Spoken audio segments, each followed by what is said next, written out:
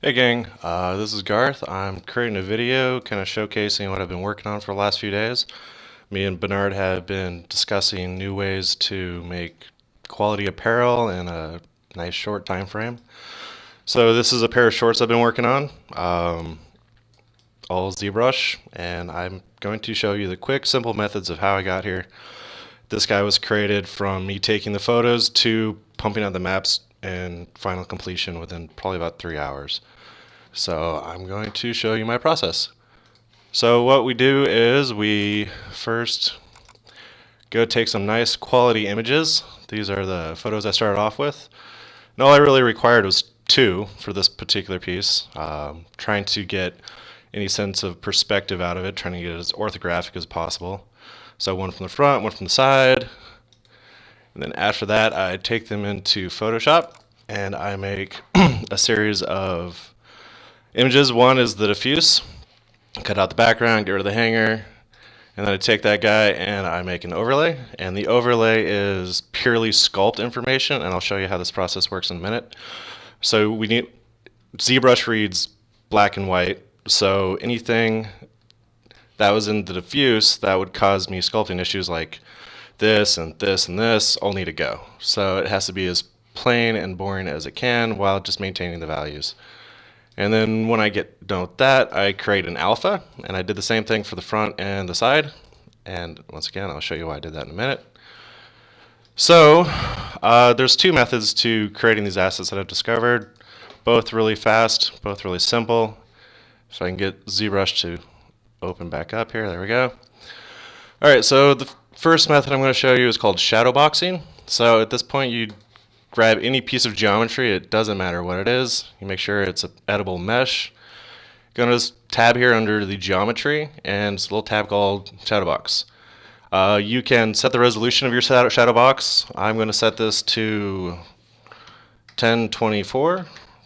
Obviously, the higher the resolution, the higher quality image you're going to come out with. And I'll show you what I'm talking about in a minute. So give that a minute, and we wait. It's a lot of waiting in ZBrush. Wait. Okay. So what it did is it created this box here, and it has three planes. And the geometry in the middle doesn't really matter at the moment. So what this is going to do is it's going to create a piece of geometry inside based off of how you mask each of these angles. Right now you can't see anything because there's no mask. A cool thing I figured out after messing with it was this box actually has UVs. So one thing I didn't show you was, because I was getting a little ahead of myself, was basically the box UVs work like that. So I took these two alphas and I put one here and I put one here, and I'll show you what that's going to do here in a second. And we go under masking and mask by alpha and mask by alpha. And oh, sorry, my bad. Got to import our alphas first. So shorts, maps, shadow box shorts, what I called it. And there's the alpha. Now we go mask by alpha. And what it does is it applies this mask to its alphas, or to its UVs. So we're going to hit Control I, and as you can see, we have the front and we have the side. And then we just Control or Shift, Control click. There we go. It's updating itself. And bam, we have base geometry for our shorts. Now we just turn the geometry shadow box back off, and now we have our base. So it's really just a rough shape, and it gives us something to work with. Obviously, this is nowhere near complete. So at this point, we need to go under textures, and there's a thing called Spotlight, which is an awesome tool, and I recommend anybody who's trying to learn ZBrush definitely learn this program or this asset to it. So we're going to import all of our sculpting information right now, which I just call diffuse what did I call them? Overlays. So we're going to import both those, and I'm going to turn this on, bring these guys in. So here we go. This is a radial tool that basically gives us control over the images that we're using for our spotlight here. And we're going to tile these guys up. So this is kind of how it works. It's basically just a series of projections and using the projection as a base for sculpt information. So we're going to kind of clean this guy up a little bit real quick. I'm going to just kind of polish him up a lot because he sucks. Well, that's not going to work, but we're just going to kind of skip ahead. I'm just showing concepts here. I don't even have a Wacom tablet, so there's really not much in the way of sculpting going on. All right, so we're going to basically align this. I say basically a lot, so just ignore me if it starts to bug you. So we line this up, and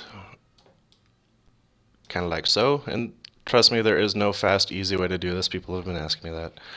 And when we have this guy here, let's increase the subdivisions a little bit. I'm hitting Control D to increase the subdivision up to 5 million. And we're going to do it one more time, which might break this machine. Don't break. Don't break. It's going to break. Yeah, it's totally going to break. All right, didn't break. Awesome. So we're going to, at this point, grab the standard brush, and we're going to set the stroke from dots to drag. Going to turn our alpha off. All right, so what I'm hitting here is Shift Z to turn on and off the spotlight. And if you hit Z by itself, it brings up the radial. So Z is how you control this thing. Shift Z is how you turn it on and off. So what I'm going to do here now under this is turn the spotlight radius. So what it does, you see a little thing getting bigger and smaller. Well, that is, see, there you go. Can you see it? Yeah. All right. So now we're going to affect the intensity of our standard brush, and we're going to drag it down to like 10 because we don't want to destroy this thing. And we're going to drag. I probably need to lower the subdivisions. That's pretty crazy high.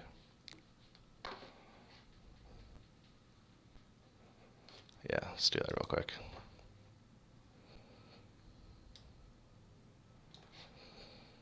Okay. Now I would click and drag. Pull up the intensity a little bit more.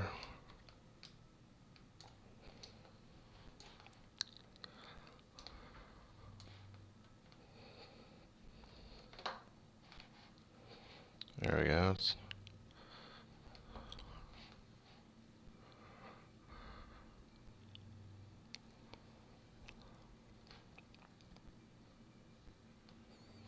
Okay, well, that's looking a little rocky. It's rockier than I'd like it, but this is kind of what you use at this point, is you just kind of like smooth the stuff out, and you go in here and you're constantly going between your spotlight and this, trying to use this as your information for how you're going to sculpt this. So I'm going to turn on the standard brush and turn off that, and you just kind of, we'll go to town on this thing.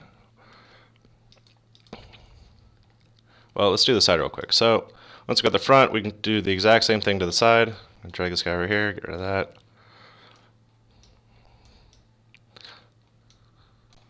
Let's go to the other side. Oh, see, I got a little warped because I forgot to do a very important thing before I started this. There's a tool under brushing called auto masking, and with auto masking, you want to do back face mask. So what this basically does is when I'm sculpting on this side, it doesn't affect that side, which is very important because you see how the information is going in and here it's coming out. So that is definitely bad, which if you don't catch that early can really mess stuff up. So with that on, we're going to try that again.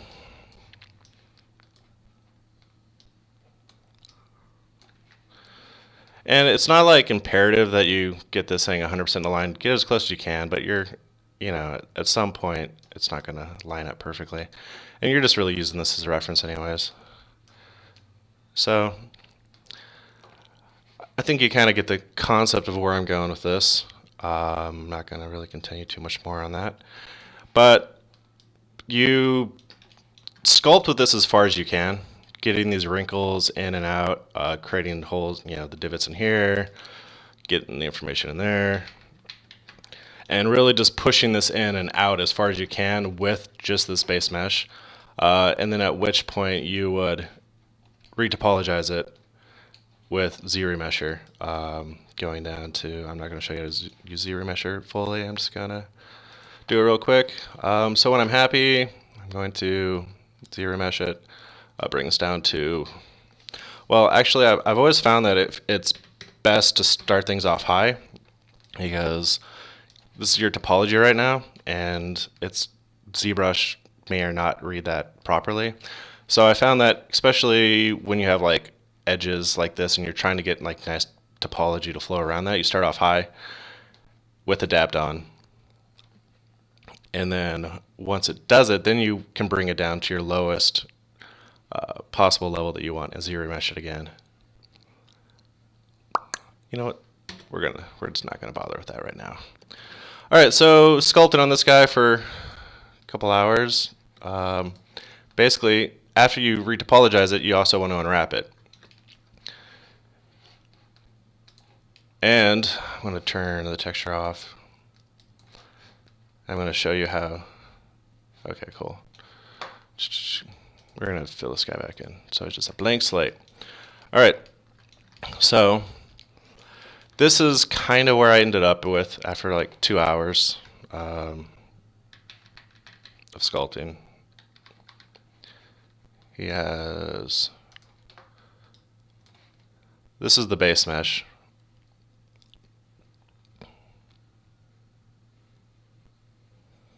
And we're waiting and waiting. And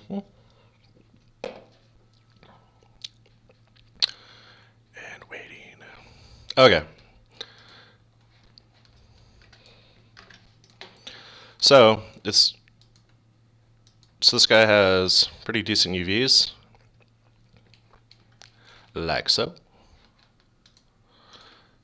which I did in Hedis, so I'm not demonstrating it here. And once you get your UVs, you're pretty solid and golden to start pumping out maps.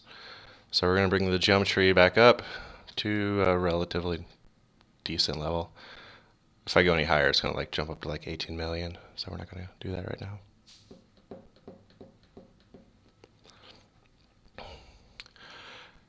And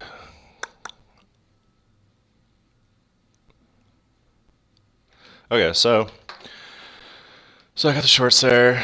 Now we're going to say, okay, we're out here, sculpting's all good, we're happy with the sculpt. Now we want to throw the texture on there. So we're going to go ahead and import.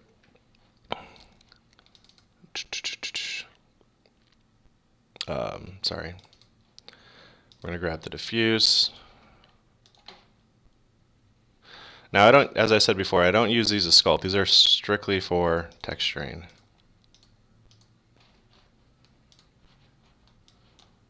Let's go to these guys. All right.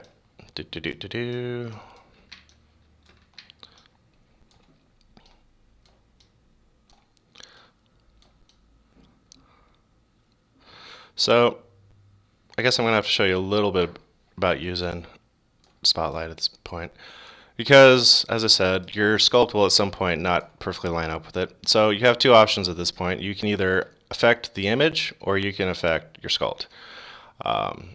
Sometimes it's easier to do one over the other, so you really just need to kind of determine that when you're looking at it. So we're going to actually affect the image, because some people might disagree with me on this, but for the purposes of this tutorial, I'm just going to do it. So this is the nudge. It's kind of like the liquify tool in Photoshop, and what it allows me to do is just kind of, this has to be a move. And we're just going to kind of nudge this out. Man, this is really tough without a Wacom tablet. And it's going to look really choppy because I have no Wacom tablet.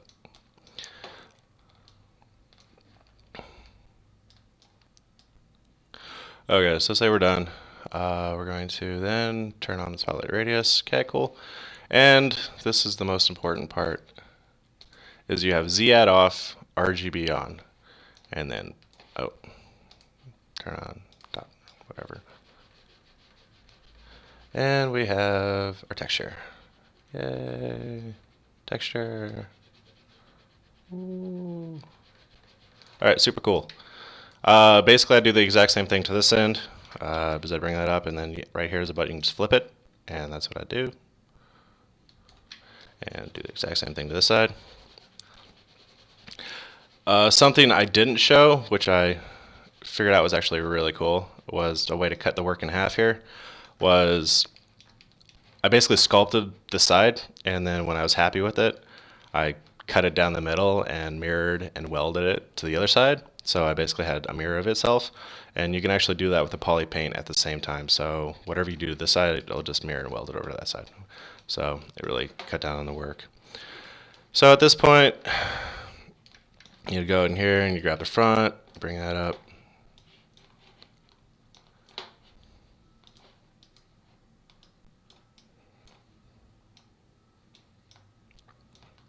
And this is really sloppy, by the way, people.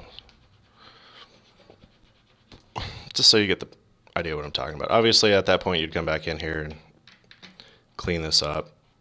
You know, grabbing the colors and just, you know, things like that. Yay.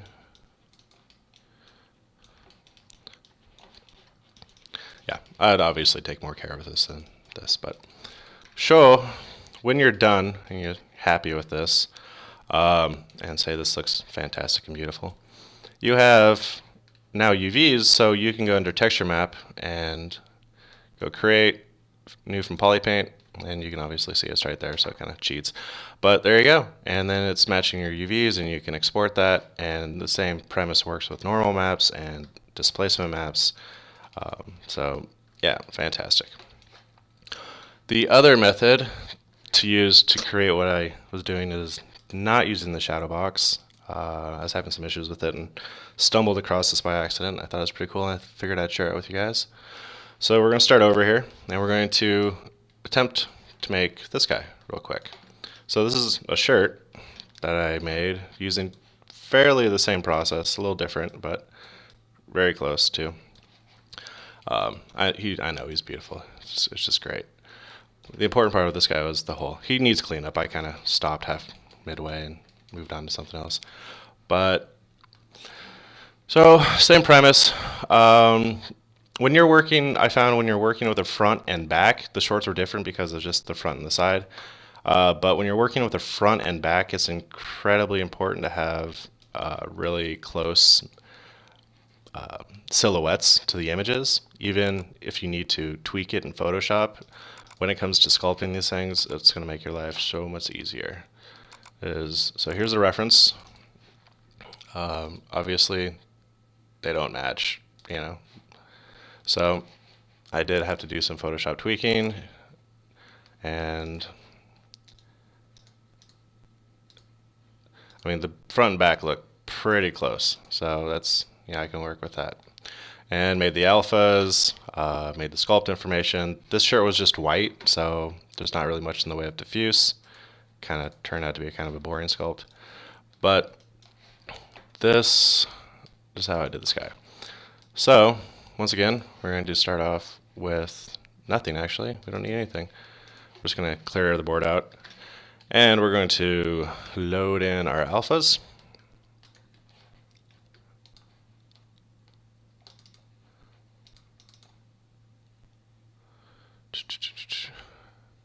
Okay.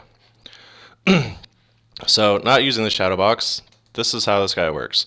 There is, under alpha, there's a little button called Make 3D. And once again, your resolution is determined by how high you crank this. We're just going to say 512 for now, and this is the depth. This is going to determine how wide it is on the x-axis. So we're going to say 10, because we need the front and the back taken into consideration with this. So bam, Make 3D, and we wait. And we wait. All right, cool. So there we go. We now have our geometry based off of this. It's not perfect. It's not as clean as the shadow box, but what it does do, like the shadow box, is it makes polygroups for the front and the back, which is Very, very, very, very helpful. So, once we have this guy done, we are now, once again, going to sculpt as much into this before we retopologize it. And we're going to bring in the textures. Let's just smooth this guy out real quick.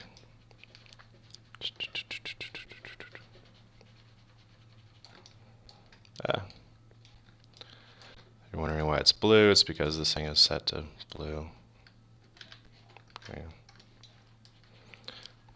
Okay. I hate not having a Wacom tablet. It really sucks. Import. We're going to grab the sculpt information. I'm still working on my naming format. It's not consistent.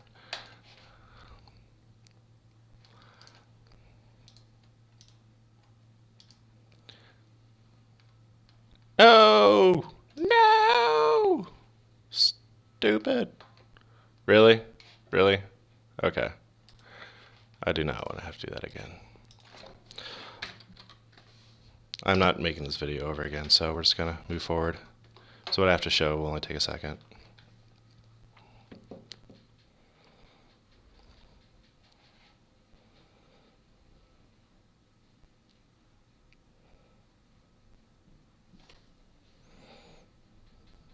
Sorry.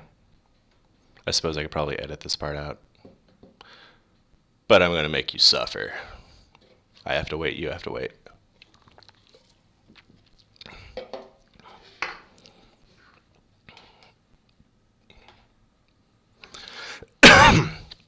Okay.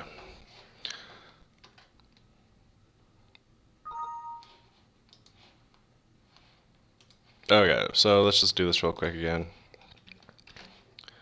Alphas. Import.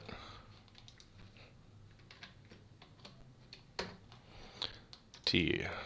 Maps. Front alpha.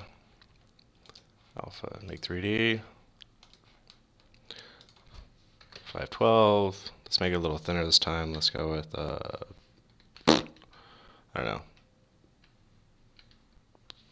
8, I guess. Sure. Make 3D.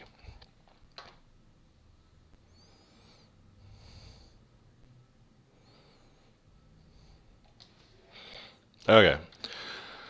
Back up to texture. Import. Sculpt back and front. Get.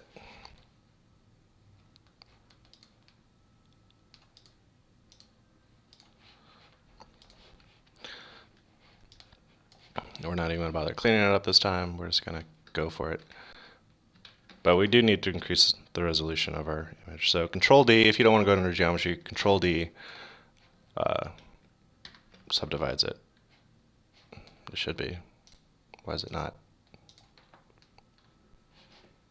Whatever, fine. Do it your way.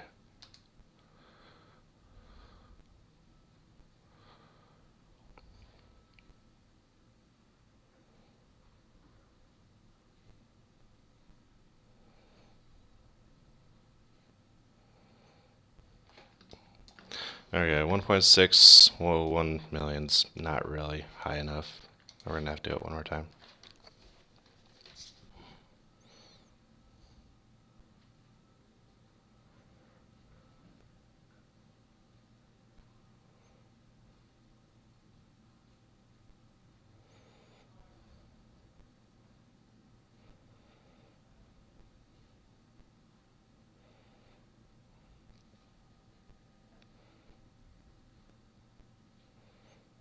And we wait.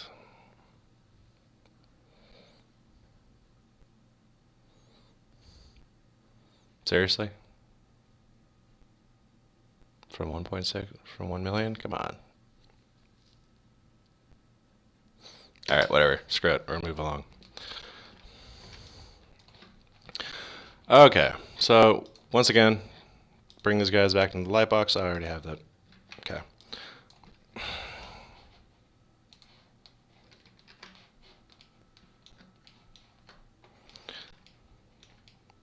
Alright, so this is obviously our front. I'm going to bring him up. And we're going to grab this guy and we're going to go like this.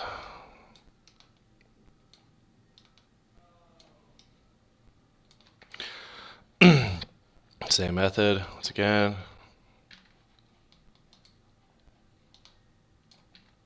And dang it.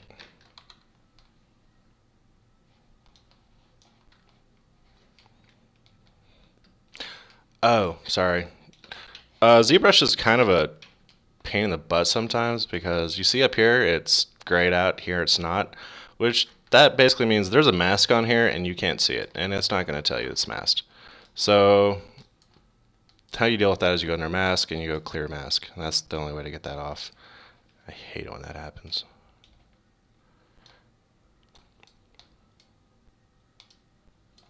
Okay, so here we go, and then bra and shirt. Now you see how that side didn't really come out too well. It's because it's lacking the sculpting information in the overlay. As I said, it reads black and white, so this area is a little too burned out, so I'd probably have to gray it out to get that to go. But as you can see, we have a really cool start. And then when we're done, we just go to it. Dang it! That's a crap start. It sucks. Alright, start over. Once again, brush, auto masking, back face masking. Okay, front's done. Moving on to the back.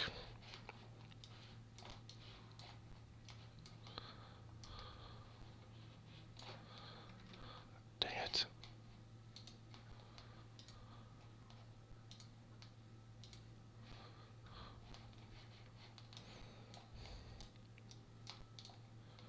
Alright, so you see there's a little mirror issue, but it's fine. Let's just flip it. Back's done. Awesome. There you go. Obviously, this thing needs a lot of love, but you're going to take this information and this is what you're going to base your wrinkles off of. So once again, 2 hours later or so, you'll end up with something like this. This took me a little while just because it's still a learning process. So front, back. I used the texture of the overlay as I painted it on and pumped it out so that we have something like that as an overlay. Normal, so on and so forth. I cut this area out before I retopologized it using Dynamesh. There you go, Bernard. That's a perfect example of Dynamesh. And then there you go. And that's it. That's how we do it. All right, thanks, King. If any questions,